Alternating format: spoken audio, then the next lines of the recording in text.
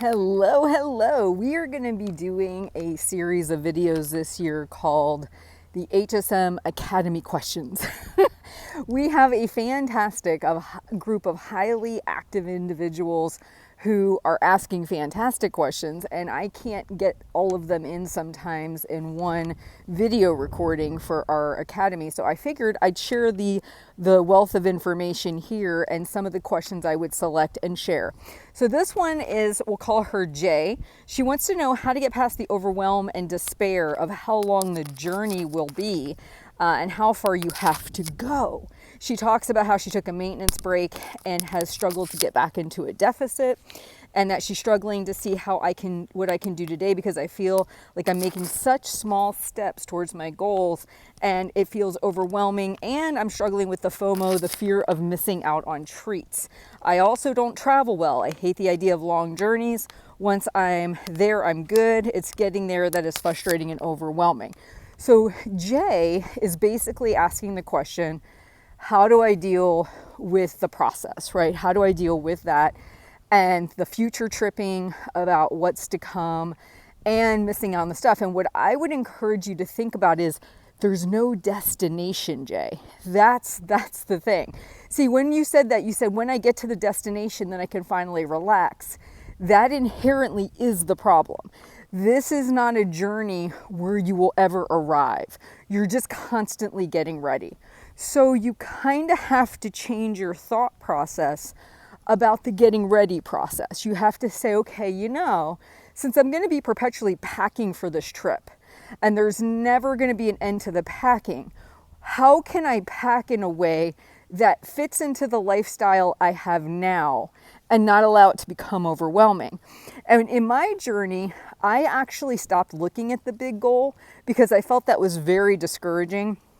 When I was looking at 170 pounds to lose, I'm like, that's a man. I'm going to lose a man.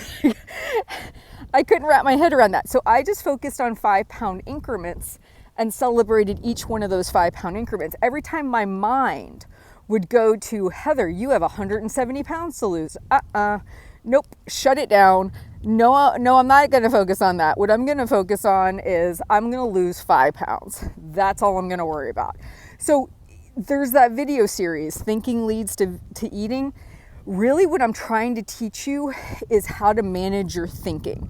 Your thoughts constantly, or your brain is constantly talking to you, has something to say about everything you do, everything you've done. It's critiquing you, offering suggestions, trying to narrate day to day, moment to moment what's happening. Your job is to become aware of that voice and to be very choosy how much of it you pay attention to. It's just like if I use the example of a solicitor. If a solicitor calls you, you don't dive for the phone, eagerly answer it and say, hey, what are you going to sell me today? I can't wait to hear. Like most people let it go to voicemail. That voice in your head that's like, hey, this is going to take a long time. Hey, you're barely making any progress. Hey, when are you gonna get there? Let's hurry up, let's get there. That voice is not helping you. The best thing you can do is actually start to say to it, nope, we're not having this conversation. That's literally what I say to my brain all the time. We're not having this conversation. I can't answer those questions. I don't know. And it's not helping me. Like if you had an annoying friend that followed you around all day going, hey, you're never going to get that done. Hey, look at how far you got to go. You'd eventually stop hanging out with this person. The only problem we have is our brain, of course, is stuck in our head and we're not getting rid of it. So your other option, just stop paying attention to those thoughts. I would say if the thought is not a helpful thought, if it's not offering me a solution to the problem, I'm not listening to it. So Jay, I hope that helps. But the ironic twist, if you want to think of it this way, is you're thinking there's still this destination. If you start to settle into, there's no destination, I'm always perpetually packing for this trip, then I just have to think about the packing process differently, as opposed to there being a point at which I stop doing the packing. I hope that helps.